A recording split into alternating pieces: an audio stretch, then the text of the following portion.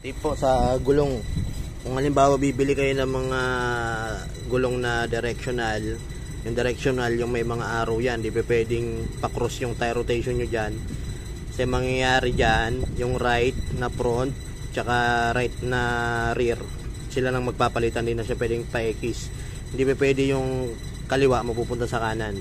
Kasi pag napunta yung kaliwa sa kanan o yung kanan napunta sa kaliwa, ganito mangyayari. Yung rotation ninyo, yung arrow na yan, nakaturo na sa likod. Ayan, likod ng sakyan yan. Dapat yan nakaturo dun sa harap. So ito, baliktad to. Dapat po, nasa right side to.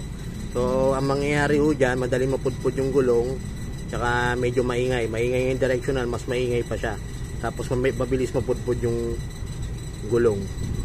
So yun, dapat nasa pwesto rin siya. Laging nakaturo yung arrow sa unahan.